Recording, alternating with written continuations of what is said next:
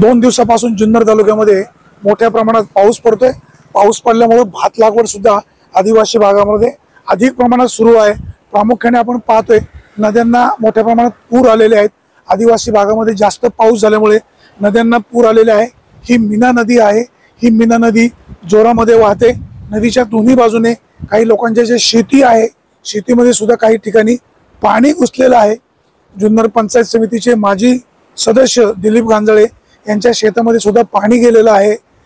या नदीच्या दोन्ही बाजूने जी लोक राहत आहेत, या दोन्ही बाजूच्या लोकांना आपली विनंती आहे, रस्त्याच्या कडेला राहत असताना किंवा नदीच्या पात्रामध्ये जर तुम्हाला जायचं यायचं असेल तर काळजी घ्या। जुन्नरच्या पश्चिम पट्ट्यामध्ये मोठ्या प्रमाणात पाऊस पडलाय।